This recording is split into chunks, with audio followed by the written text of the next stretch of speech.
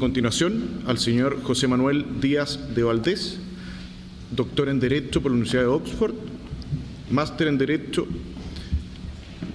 y magíster en Derecho Público de la Universidad Católica de Chile. Don José Manuel, muy buenos días, muchas gracias por acompañarnos en esta sesión. Le ofrezco la palabra por 15 minutos para luego dar espacio a las preguntas de la comisión. Muchas gracias, señor presidente. Y bueno, primero, por supuesto, agradecer la oportunidad de exponer hasta esta comisión, considerando lo avanzado del proceso y que ya están presentadas las enmiendas. Imagino que lo más útil es tal vez comentar más enfocado en las enmiendas, sin perjuicio de hacer algunos comentarios sobre el anteproyecto en sí. En cuanto al orden de la exposición, voy a comenzar con algunas consideraciones generales previas que yo creo que hay que tener, ¿cierto?, en la cabeza cuando uno va a regular una Corte Constitucional. Y luego me voy a referir brevemente a temas de integración, a temas de control preventivo y a temas de control ex post o represivo. Entonces comienzo con las consideraciones basales. A mí me parece que aquí lo que hay, ¿cierto?, es un modelo. La comisión experta propuso un modelo de control constitucional. Hay varios modelos, pero aquí se propuso uno en particular que es el control concentrado propio, ¿cierto?, del sistema continental europeo. Y eso es importante identificar el modelo porque el modelo de alguna forma tiene ciertas lógicas internas, tiene cierta consistencia, tiene ciertos principios, tiene ciertas exigencias. Y eso hace, ¿cierto?, que nos permita identificar de alguna forma cómo uno va después regulando las cosas más concretas, ¿cierto?, con este modelo en la cabeza. Y quizás las dos cosas que yo destacaría más de este modelo para los consejeros es que, por un lado, tiene ciertas finalidades bien claras. Cuando este modelo surge, la finalidad del sistema era proteger la supremacía constitucional, ¿cierto? Y esta es la idea que él señala, los años 20, ¿cierto?, europea, etcétera. Pero esa idea original de alguna forma fue evolucionando, o más que evolucionando, fue complementándose.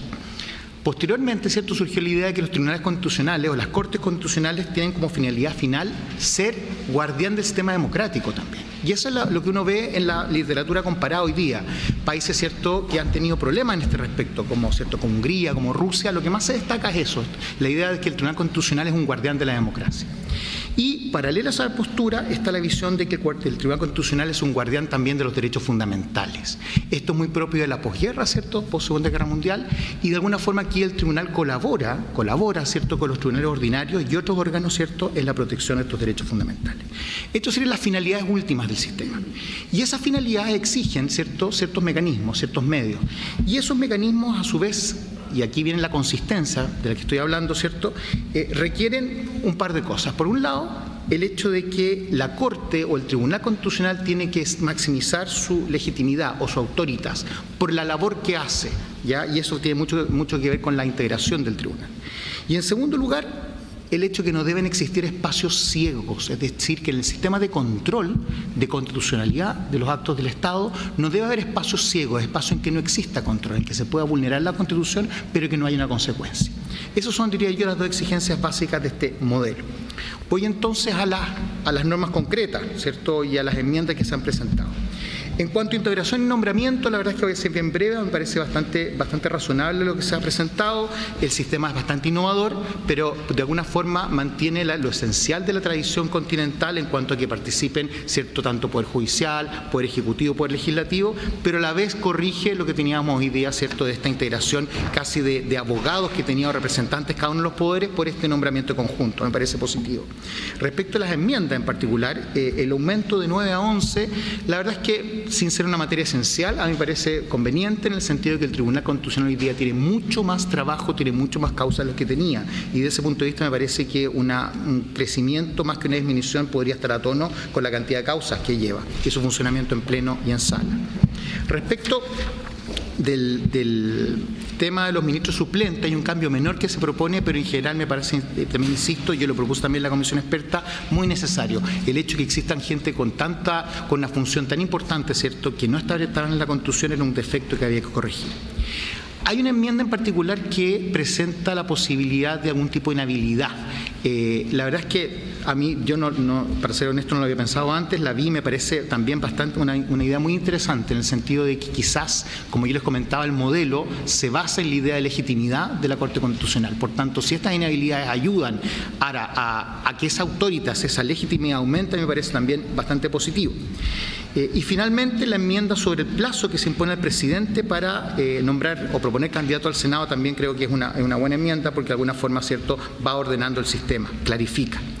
Lo que sí no puedo dejar de mencionar es que hay dos normas que ahí están, que quedaron, ¿cierto?, en el anteproyecto de la Comisión y que a mí me parecen un poco, no sé si peligrosas, pero quizá no tan convenientes.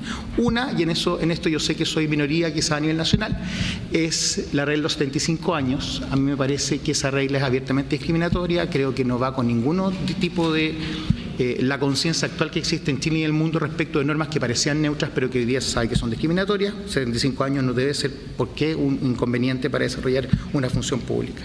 Y el segundo, el tema del sorteo. No sé si ustedes recuerdan esta idea, digamos, de que cuando el Senado rechaza por 2 veces seguidas el nombramiento, las propuestas presidenciales, se sortea, ¿cierto?, la persona que va a entrar a la Corte o al Tribunal. La verdad que creo que eso puede favorecer de alguna forma posturas más partisanas del presidente, que es quien eligió a las 2 personas las 2 veces. Me llamó la atención que el sorteo no sea en cambio respecto de todos los candidatos que participaron en el proceso, y solo respecto de esos que además fueron rechazados por el Senado. Por tanto, me parece que no conversa tanto con esta idea de que sean personas que reúnan consenso entre todos los órganos que están llamados a nombrar. Eso brevemente respecto a la integración. Voy entonces al control preventivo. A ver, en materia de control preventivo, a mí me parece muy bien que se restaure el control preventivo sustantivo. Yo lo he dicho varias veces, me parece que un Estado moderno, un Estado republicano, es inconcebible tener algún tipo de poder sin control. Insisto que el modelo que ustedes están adoptando, que adoptó la Comisión, es un modelo que no admite puntos ciegos, y este era un punto ciego dentro del sistema. Por tanto, a mí me parece muy positivo que volvamos a un sistema de control jurisdiccional. Además, me parecía un retroceso histórico. O sea, el control de constitucionalidad del legislador, incluso preventivo, es una consecuencia de hechos reales, de hechos terribles, digamos, de la historia de la humanidad. Entonces, la verdad es que no es una idea teórica, abstracta, que haya nacido, ¿cierto?, en las paredes de la universidad, es la reacción a un abuso o abusos, digamos, del legislador que tuvieron resultados bastante terribles en la historia, insisto, de la humanidad. Además, me parece que esto conversa más con estas finalidades que conversábamos de defensa de los derechos fundamentales. Aquí, digamos, normalmente se pone el énfasis en la Corte Constitucional como una especie de árbitro entre órganos del Estado. Y está bien, ejecutivo, legislativo, judicial. Pero la verdad es que lo más propio del derecho constitucional moderno es centrarse en la persona y en sus derechos fundamentales y en cómo yo, cuando tengo una vulneración, voy al sistema y el sistema me defiende. Yo hoy día, digamos, la verdad es que este sistema no es completo y sacar esta herramienta de control preventivo lo hace aún más incompleto. Hay gente que dice que la inaplicabilidad, que es el control ex post, ¿cierto?, el que viene después, sería suficiente, y no es así. Cualquier persona que litiga ante el tribunal sabe que la inaplicabilidad tiene espacios que no cubre. Y les doy un solo ejemplo. Uno no puede presentar una inaplicabilidad contra una norma que representa un sistema. Entonces, el problema es del sistema, no de la norma, uno queda sin protección. Eso es algo que se puede arreglar vía control preventivo, y por eso, digamos, me parece que es positivo. En cuanto a la objeción que existe respecto de que esto sería, ¿cierto?, de alguna forma una intromisión en la labor del legislativo, por supuesto que hay algo de eso, y es una intromisión, ¿cierto? Aquí, digamos, hay un órgano externo que de alguna forma, ¿cierto?, le enmienda la plana, podríamos decir, a lo que dice el Congreso. Pero hay mecanismos para que esa crítica y esa intervención no sea tan brutal, podríamos decir. Y esta misma comisión, la misma comisión y el Consejo lo ha discutido. Exigir quórum más altos, por ejemplo, para ir al Consejo o al Tribunal, o quórum para declarar la inconstitucionalidad, o este sistema de diálogo que también se estableció. Son sistemas que atenúan de alguna forma esta intromisión, y me parece que es interesante. Pero no, ¿cierto?, no ir por la otra vía de hacer desaparecer el control. Me parece que eso es mucho más peligroso y no va con el sistema. Si uno va a las cifras, para que tenga una idea de cómo funciona en la práctica, revisando la página del Tribunal Constitucional, uno se da cuenta que del 2013 a la fecha, o sea, en los últimos 10 años, se han dictado más de 800 leyes, ¿ya? Y de esas 800 leyes ha habido 27 requerimientos, ¿ya? Y de esos requerimientos solo 17 han sido acogidos. Entonces, tampoco es algo que sea tan común dentro del sistema, digamos, que todas las normas, ¿cierto?, legislativas sean llevadas por la minoría del tribunal. Tiene que haber una buena razón. Por supuesto que esto es un análisis cuantitativo, no cualitativo, pero se les da una idea, digamos, de por qué no es algo que sea tan común. A la inversa, ¿cierto?, el mismo Tribunal Constitucional tiene en su página web publicado un estudio comparado que demuestra que el control preventivo es bastante común a nivel comparado, ¿cierto? Y según ese estudio, un 59% de los tribunales tendrían algún tipo de control preventivo, por tanto tampoco algo tan extraño. Es cierto que hay una crítica contramayoritaria, no tengo mucho tiempo ahora para asumirla, pero insisto, ustedes ya optaron por un modelo y ese modelo tiene reglas para ser consistente. Y una de esas reglas es que no puede haber espacios, ya espacios de no control, podríamos decir. Ahora, en cuanto a las enmiendas en sí mismo, hay dos cosas que quisiera destacar. En primer lugar, creo que no sé si está definido por ustedes, digamos, por quienes presentaron las enmiendas, qué va a pasar con el proceso de consulta que se mantuvo. Porque ese proceso de consulta tenía plena lógica, ¿cierto?, cuando se sacaba el proceso de, digamos, la facultad de control preventivo sustantivo. Entiendo por las enmiendas que algunos pretenden separar el preventivo formal del preventivo sustancial y otros no. Pero sea cual sea la opción que ustedes tomen, es importante que se hagan cargo también de esta facultad que puede quedar un poco extra, digamos, un poco sin mucho sentido, que sería la facultad de consultar a la tribunal. Porque si el tribunal puede declarar inconstitucional, no veo por qué pueda además poder consultarle si una norma es inconstitucional. No, insisto, no tiene mucho sentido. Y lo segundo es que hay un tema de regla de cierre, es decir, si ustedes mantienen esta especie de conversación entre los poderes, ¿cierto?, esto que la Corte Constitucional detecta un vicio, pero lo devuelva, ¿cierto?, al Congreso, es importante tener muy claro quién tiene la palabra final, si va a ser el Congreso o el Tribunal, o si va a ser el Congreso, por ejemplo, pero con posibilidades de que una minoría del Parlamento vaya al Tribunal nuevamente. Eso es importante, que no quede, digamos, indeterminado quién tiene la última palabra. Respecto perdón, voy rápido, sé que me quedan 4 minutos, respecto al control de reforma constitucional, a mí también me gusta, yo encuentro, digamos, que es una tendencia creciente en el mundo, el hecho de que también se puedan controlar las reformas constitucionales, hay varias razones para ello, pero por razones de tiempo solo quisiera señalar que esto protege nuevamente mejor las finalidades del sistema, insisto, que son la protección especialmente de los derechos fundamentales. Sí es cierto que ustedes no definen las enmiendas si es un control de forma o de fondo, que es lo mismo que sucede hoy en día, y eso se ha dejado a la jurisprudencia. Quizás es sabio que así sea porque no es fácil articular un control de fondo de la reforma constitucional. Finalmente, respecto al control de mociones o indicaciones o iniciativa exclusiva presidencial, me parece una excelente idea. Solamente agregaría que, como precaución, establece la norma, digamos, de que no debiera poder promulgarse proyecto de ley mientras no se resuelva el asunto, porque está bien que no suspenda, digamos, pero otra cosa es que se pueda promulgar la ley. Eso respecto de la inaplicabilidad, respecto del control preventivo. Respecto al control represivo, bien, bastante rápido, la inaplicabilidad, bueno, yo expuse la comisión experta, hay varios expertos acá, hay unas cosas que yo encontraba que se podían mejorar, pero si ustedes me llevan las enmiendas, que es lo que están discutiendo, se le quita la facultad al juez de ir a la Corte Constitucional. Es cierto que se ocupó poco, se ocupó bastante poco y no eran de muy buena calidad esas requerimientos de los jueces al tribunal. Pero yo no lo sacaría, creo que no es algo negativo que los jueces puedan recurrir. Segundo, el hecho que el requisito de que solo sea remediable por declaración de inaplicabilidad me parece también que está de más. Me parece que en la práctica uno no sabe cuando va al Tribunal Constitucional si es que ese vicio o el problema va a ser solo remediable por la inaplicabilidad, por tanto tampoco lo va a hacer el tribunal y por tanto me parece un requisito difícil de cumplir con cierta objetividad. En cuanto a la suspensión automática, esto de que por la mera interposición se suspenda, a mí también me parece que es llevar la regla un poco al extremo. Hoy día el tribunal da la suspensión en casi todos los casos, entonces hacer una regla absoluta me parece que podría incentivar incentivar perversamente, ¿cierto?, a esta crítica que ustedes han escuchado de que la gente a veces va al tribunal para demorar cosas. Bueno, esto yo creo que refuerza esa crítica. Yo lo dejaría todavía, ¿cierto?, a la discrecionalidad del tribunal, que insisto, hoy día la da casi siempre la suspensión. Y finalmente creo que hay un tema que no se entiende bien, que es el tema de los tratados internacionales de derechos humanos. Ahí hay una enmienda que encuentro que no se entiende bien. Aquí hay dos temas, ¿cierto? Si una forma de entenderlo es si los tratados internacionales de derechos humanos forman parte de las normas que yo uso para controlar una ley, o si el tratado internacional es una de las normas que yo voy a controlar de cara a la Constitución. Creo que evidentemente eso va relacionado a otra discusión que tiene el Consejo, que es la jerarquía y la integración del derecho internacional, pero creo que aquí no está bien resuelto aún. Y respecto a la acción de inconstitucionalidad general, con esto voy terminando, quisiera señalar que Bueno, brevemente, en el fondo me parece bien bajar el quórum, porque, y perdóname el lenguaje, pero una norma inconstitucional que está funcionando en el sistema es una especie de tumor del sistema jurídico. Entonces, mientras más fácil sea extirpar ese tumor, mejor. Y vuelvo aquí, ¿cierto?, a las bases que hablamos al comienzo. La base del sistema concentrado es, ¿cierto?, que no existan espacios dentro del control.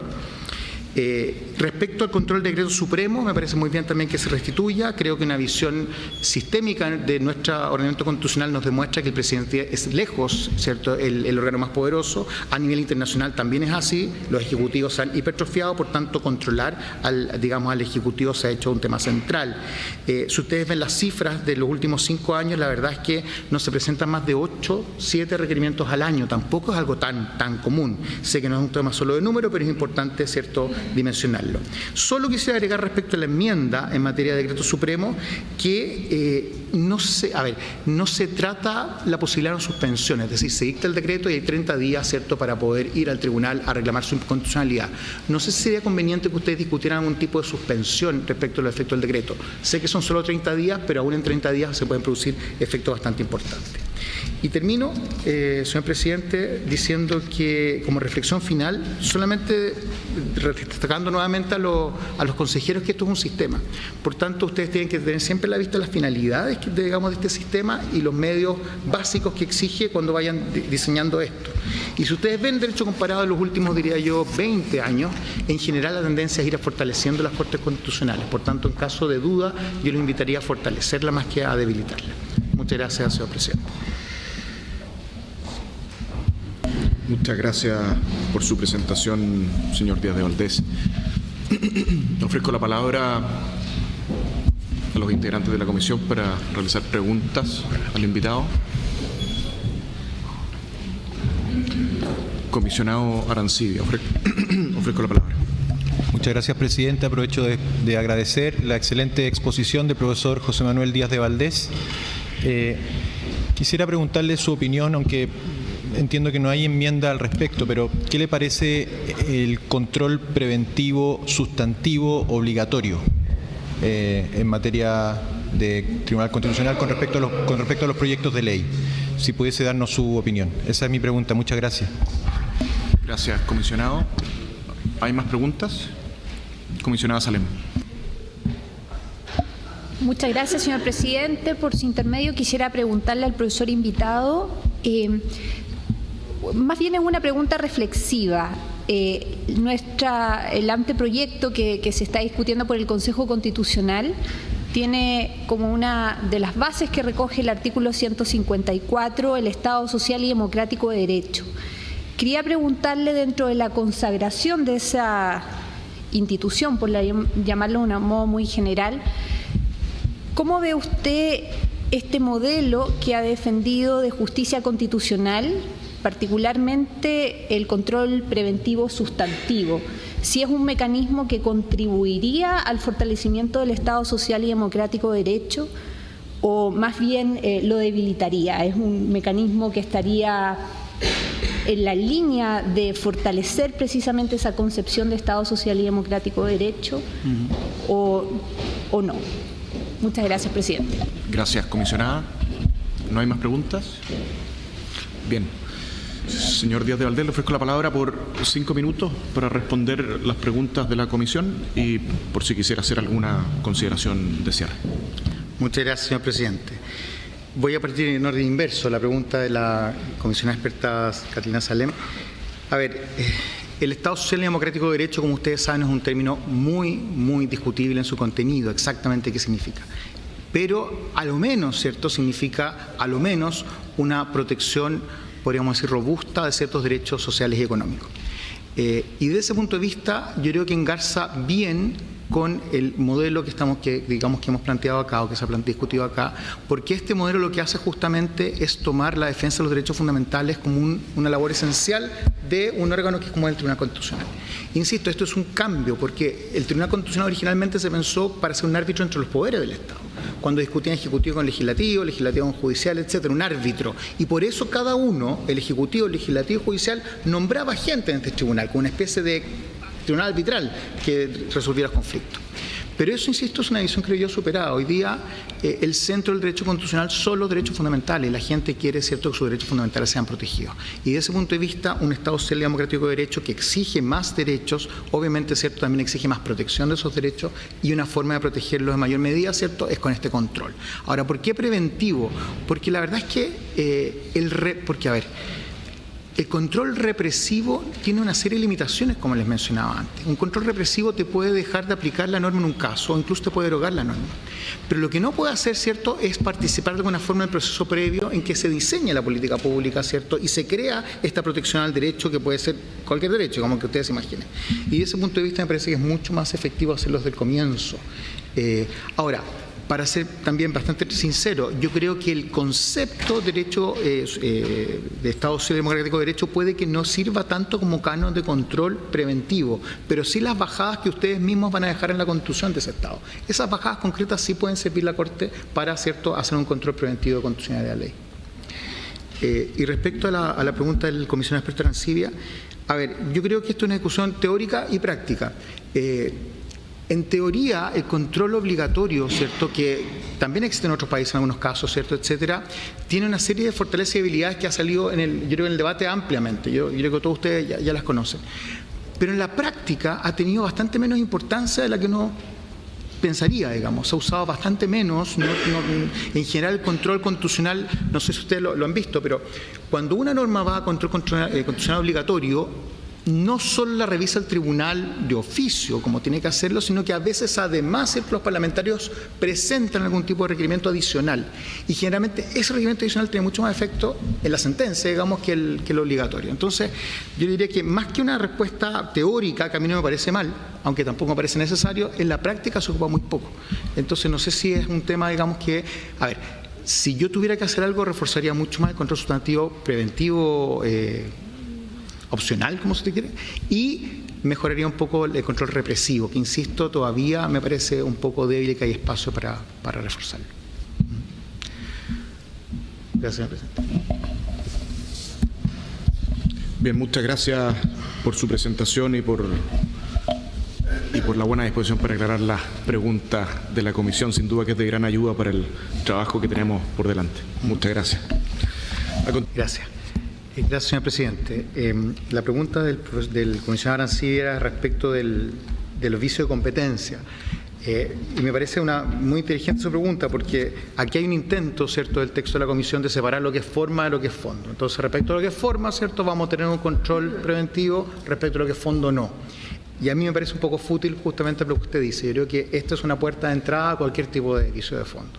Porque, por una razón muy simple, a nadie se le da competencia para vulnerar la Constitución. Por tanto, cada vez que yo vulnere la Constitución, ¿cierto?, estoy yendo contra el término de fondo, podríamos decir. Entonces, ¿por qué no tengo competencia, como usted dice, o porque vulneré la norma? Invirtiendo el argumento que dio el profesor Navarro, digamos, todo vicio de forma también puede considerarse de fondo, porque vulnera una serie, por ejemplo, el derecho de las personas, el Estado de Derecho, etcétera. Entonces, yo creo que aquí hay un espacio, como usted dice, o como usted quizás insinúa, de apertura. Y por lo mismo, en mi opinión, es mucho más simple volver, digamos, al control de ambos, de forma y fondo, como un todo. Evidentemente, un tema de interpretación y va a depender de la composición del tribunal, pero creo que la puerta está más que abierta, efectivamente. Y creo que hay experiencia comparada que demuestra eso. Y es cierto que no se me hizo la pregunta a mí, pero voy a contestar una pregunta más, si se me permite, señor presidente, respecto a los tratados internacionales, lo que planteó el comisionado Larraín. Solamente 3 reflexiones. Uno, yo creo que hay que partir de la base que la Constitución es la norma que en un sistema jurídico ordena las fuentes del derecho. Por tanto, es creo yo, muy importante que ustedes determinen con claridad la jerarquía de los tratados internacionales y cómo se incorporan. Porque la Constitución la llama a hacer eso. No el derecho internacional, es la Constitución.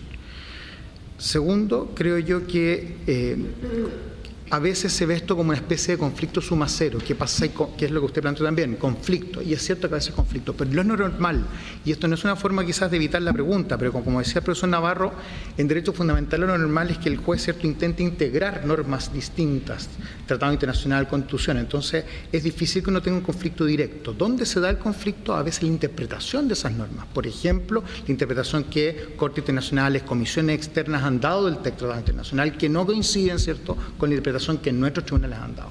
Por ahí, ¿cierto? Creo yo, va al conflicto y quizás a eso hay que mirar cuando uno está regulando, cómo separamos el texto del tratado de todas estas otras fuentes, ¿cierto? Maneras de interpretar el tratado.